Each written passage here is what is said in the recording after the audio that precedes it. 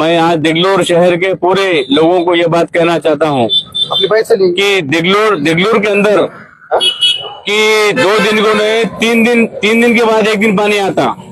उसके बाद जो है ना आज कम से कम 15 दिन होगा। आज 15 दिन से जो है ना पाइप फूटा बोल के जो चल रहा है देगलूर नगर पालिका की तरफ से, वो पाइप फूटने के बाद पाइप जुड़ा रहे उन्होंने, पाइप फिर से फूट जा रहा क्या, तो पाइप का काम उन्होंने सीधा नहीं कर रहे ये लोग, इसलिए देगलूर शहर के अंदर लोगों को पानी नहीं आ रहा।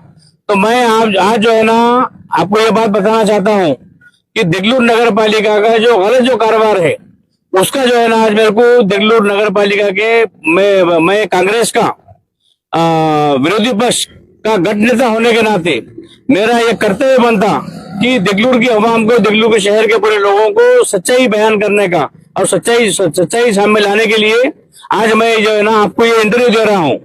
देगलूर शहर के अंदर आज जो पानी आ रहा वो पूरा का पूरा पानी जो है ना गंदा पानी आ रहा, ना ही गरटखेल के डैम के ऊपर फिल्टर प्लांट चालू है, ना वहां पे जो है ना कोई काम तुम्हारा व्यवस्थित चालू है, ना उसके अंदर ब्लीचिंग नहीं है, ना उसके अंदर अलम नहीं है, ना उसके अंदर क्लोरीन गैस नहीं है। उसी तरीके से मैं करटखेल का भी तुम्हारे को अभी मेरे साथ तुम चलो, मैं तुमको पूरा वीडियो जो बना के तुमको देता हूँ मैं वहां पे। उसके बाद सच्चाई जो है ना लोगों के सामने आने वाली है। जिस तरीके से पिछले 2012 में 12 से लेकर 2016 के काल में देगलूर नगर पालिका को जो है ना 27 कोटी का जो बजट आया था, वो इतना बड़ा भ्रष्टाचार हुआ उसके अंदर कि 27 कोटी की बना पूरी स्कीम का पूरी कंप्लीट विलेवाट लगा दी ये लोग, अधिकारी और नगर अध्यक्ष और ये सब लोग मिलके जो है ना पूरा उसके अंदर भ्रष्टाचार करके पूरा देगलूर शहर के अंदर जो है ना 2 टाके बनाया आपके रामपुर रोड के ऊपर। वो भी दो टाकी आज बंद पड़ने वाली है। करटखेल के अंदर एक नई टाकी बनने वाली है 2016 के अंदर, वो भी टाकी बंद पड़ने वाली है। और जो पानी फिल्टर, जो नया पानी फिल्टर जो बनाने का जो था उसके अंदर, वो पानी फिल्टर टोटली पूरा कोलैप्स होने वाला है। आप जो है ना ये वीडियो के माध्यम से तुम ये देखेंगे तो मैं देगलूर के पूरे लोगों से आह्वान करता हूँ कि ये जो तुम्हारा आज जो ये न्यूज है, आपको ये न्यूज देखना जरूरी है। क्यों, तो ये पानी जो खराब आ रहा है देगलूर के अंदर, लोगों के जो है ना आरोग्य से ये लोग खिलवाड़ कर रहे।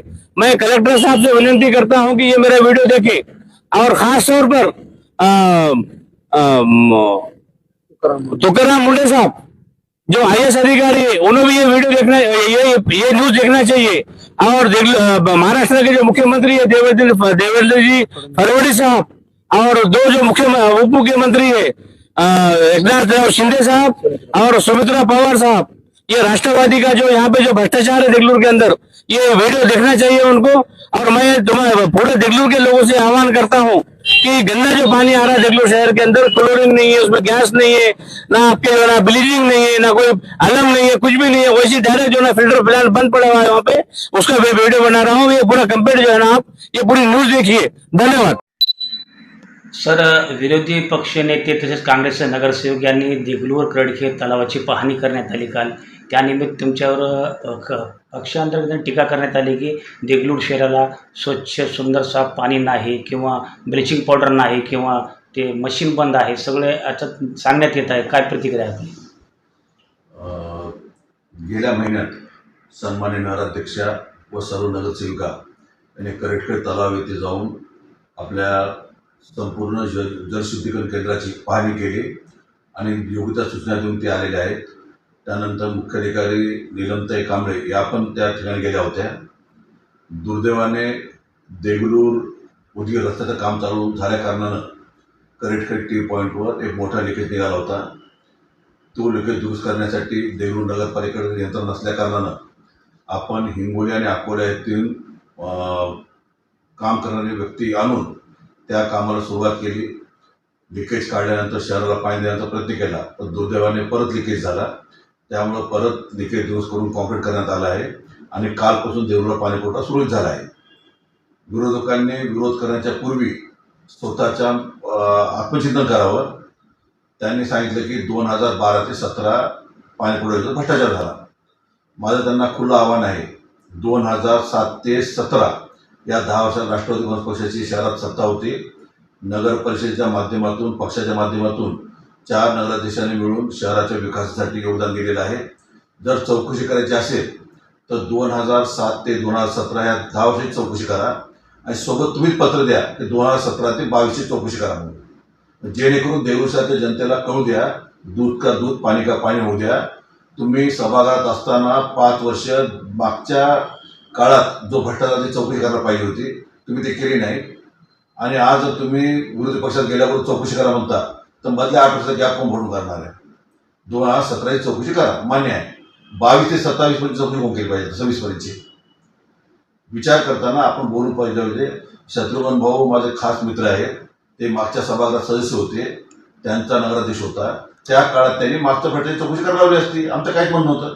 आजही आमची खुली मागणी आहे किंवा खुलं आमचं त्यांना आव्हान आहे की त्यांनी कोणत्याही यंत्रणेबाबत CIDची करा, CBIची करा, अजून कोणती चौकशी करा. जर दोषी आढळलं, माझी पत्नी ज्या काळात अध्यक्ष होती, जर भ्रष्टाचार आढळून आला तर मी राजकीय संन्यास घ्यायला तयार आहे. आणि ज्यांच्या काळात भ्रष्टाचार सिद्ध झालं त्यांनी राजकीय संन्यास घ्यावा. रामपूर रोडच्या देगलूर शहरामध्ये जी टाकी बांधण्यात आली, ती टाकीमध्ये आतापर्यंत बी पाणी आलं नाही, त्यांचं विरोधकाचं म्हणणं आहे. तुम्हाला एक गोष्ट सांगतो आता, 2017 पर्यंतची जबाबदारी आमची स्वीकारतो, बरोबर आहे.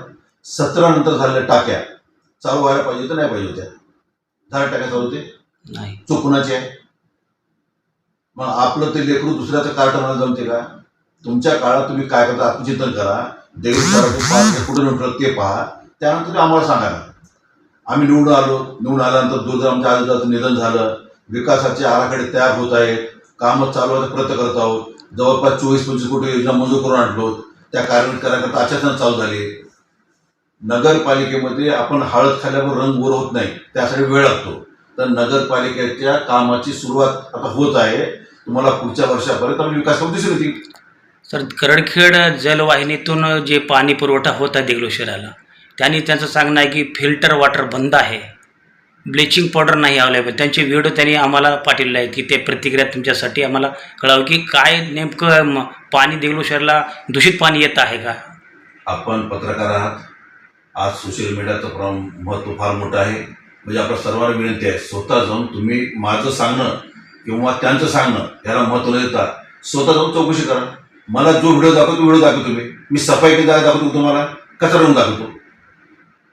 तर त्यासाठी तुम्ही स्वतः जा, फिल्टर जाऊन पहा, पाणी पुरवठ्याचे लोक किती जण काम केले, अध्यक्षाने काय काम केलंय, उपाध्यक्षाने काय केलंय, सभापतीने काय केलंय, ते सगळे व्हिडिओ पहा तुम्ही. सलग 3 दिवस आमची संपूर्ण यंत्रणा तिथं उपस्थित होती, कर्मचाऱ्यांच्या सोबत, संबंधित सोबत.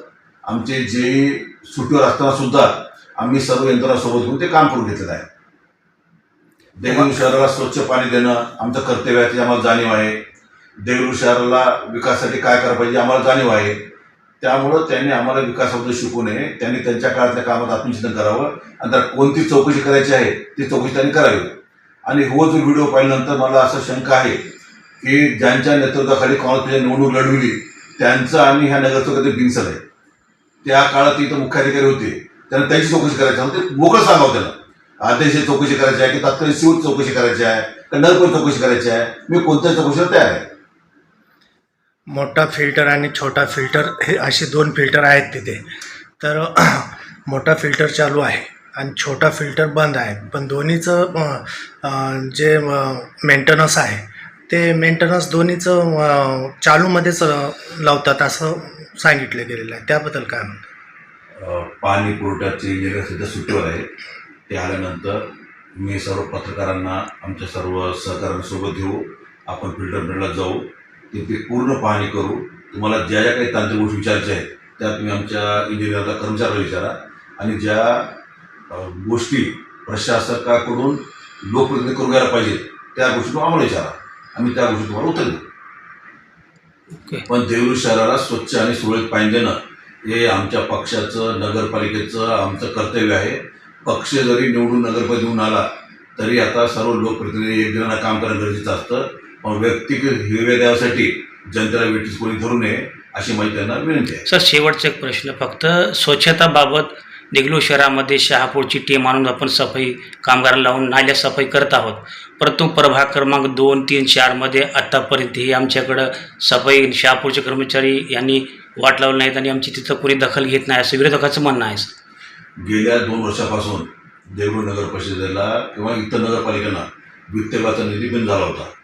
वित्तमधूनच आपण सफाईचे काम करत होतो. त्यामुळं सफाईचं 2 वर्षाचं टेंडर झालं नव्हतं. यावर्षी जवळपास 9.5 कोटी रुपये आपल्या वित्ताकडून आलेले आहेत. आपण 2 वर्षाचं टेंडरसुद्धा काढलेलं आहोत, परंतु आचारसंहितेमुळे ते टेंडर उघडं राहिलेलं आहे. त्यामुळं आम्ही टेम्पररी माणसं काम करत होतो. त्यांचं देणं बाकी असल्यामुळं ते लोक काम करायला यायला तयार नाहीत. आचारसंहिता संपल्यानंतर नगरपालिकेचे सर्वसाधारण सभा घेऊन त्या सभेमध्ये आम्ही टेंडरचं काम करून घेऊ. टेंडरच्या कामासोबतच देगलूर शहराच्या सफाईसाठी ज्या ज्या काही उपाययोजना करता येतील, आम्हाला बॅटरीच्या गाड्या घ्यायची काय आता, सफाईसाठी वेगवेगळ्या मशीन घ्यायचे, त्या सर्व आम्ही घेण्याचा प्रयत्न करणार आहोत. थँक्यू.